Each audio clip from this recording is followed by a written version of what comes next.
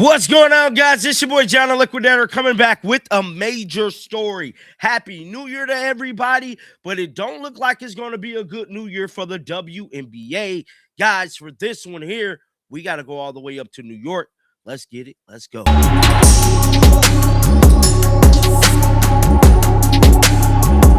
Way is looking, man, after long negotiations, long talks, long off season so far, and it's crazy because the off season only been a couple months.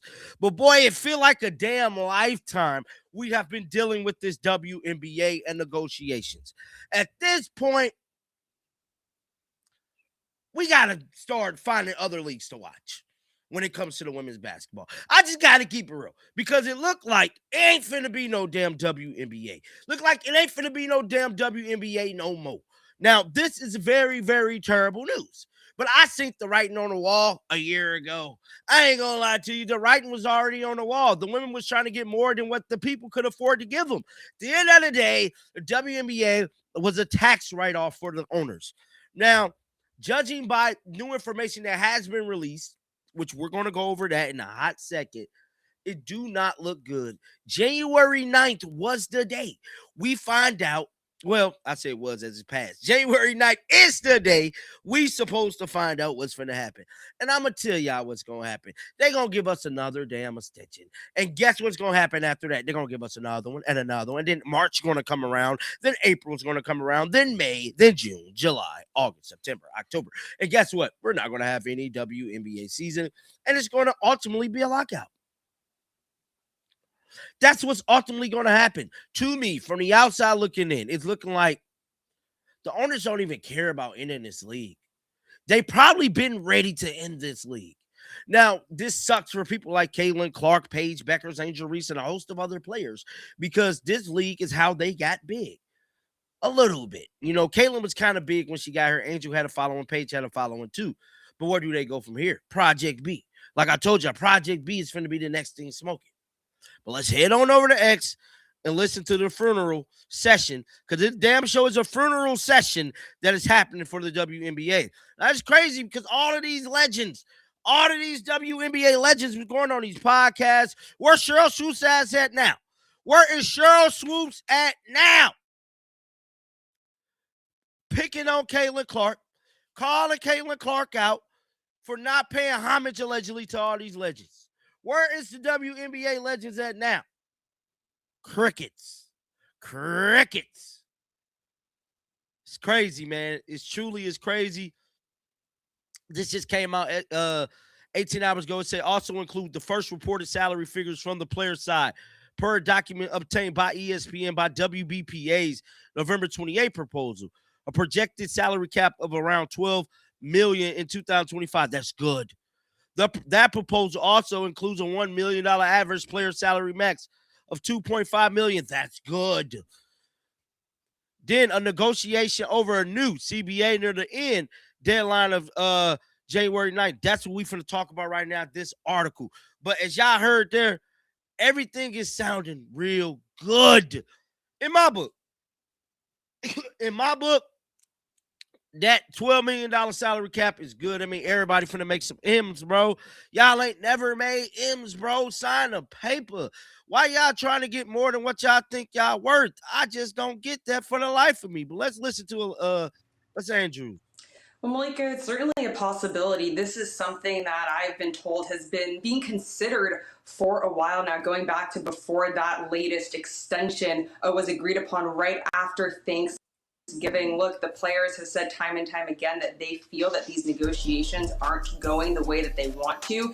In the latest reported proposal from the league, they did offer a $1 million max salary, which with the revenue sharing system they proposed would go up to 1.2. Come on, man. Y'all ain't finna take the million. Y'all ain't finna take the million. Y'all ain't never, ever, ever made $1 million. They ain't never, ever, ever made $1 million. Y'all finna sit right here and not take the million. the players, they still aren't quite satisfied with that. So they're looking at all possibilities of how they can get these conversations, these negotiations, where they want to be. The next deadline for the CBA is January 9th. The other day, we even heard Adam Silver, the NBA commissioner, said that he and Deputy Commissioner Mark Tatum are in a position where they're happy to step in to the negotiating room right now. So everything right now is on the table just from both sides to try and come to an agreement, maybe to avoid a strike, possibly avoid a lockout down the road. Right. But as you just read that statement from the Players Association, it's very much on the table right now. Yeah, so 93% of players participated, 98% voted yes here is what the PA is saying. And again, what that means is they voted yes to have this option, not voted yes to enact it right now. So I want to bring in Wnba here into this conversation because, Shanae, I want to walk through the players' strategy here. Nneka, your sister, is the president of the WNBPA. Do the players actually want to strike? So this basically means that this is not calling for a strike now or in the future, but it does demonstrate two very important things: that the players are united more than ever before. I've mentioned multiple times here on ESPN, I was a part of the last executive committee, and it was hard to get 98 or 93% of participation. They got that. Almost every player in the WNBA participated in that. On top of it, the fact that 98% said yes, we trust our leadership, that if the circumstance means we have to make a decision, we're standing united. That is huge. That's the first thing. The second thing I think people should understand is the reason why you get here is the second point, that they feel like the negotiations have not gone in a way that is meaningful for them to honestly have conversations to move forward on the issues.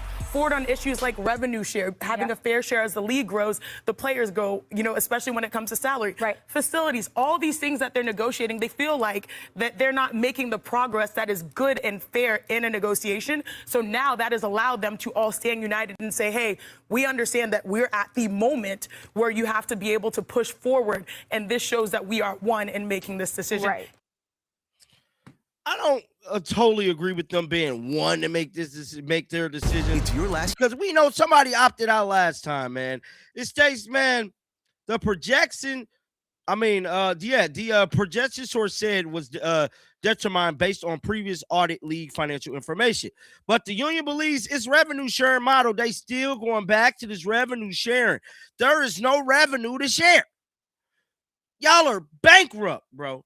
How do you have revenue to share when you're bankrupt? It says the league will soon grow to 18 teams. In 2026, Cleveland, Detroit, and Philadelphia recently paid $250 million each to join the league between 2028 and 2030. The league considers expansion fees a transition that generates zero net revenue. Right, there's no revenue to be made. That's what I don't get, why they keep talking about this revenue sharing. There's no revenue to share. You got to have revenue to share. To me, we all waiting at the altar. We're all here. We're all here in our dress clothes because the funeral's coming. The funeral's coming, and it's coming quicker than we know it. Y'all don't be blinded or missed by this missile that is heading towards the WNBA, because it's a big-time nuclear bomb headed towards the WNBA, and it's set to explode in 2026. Get down in the comments section. Let me know y'all thoughts about this one. Keep them bells on. Happy New Year's. And yes, new content will be coming because my channel's not finna go to nuclear waste. And like always, shake the haters off. I'm out of here, bro. Peace out.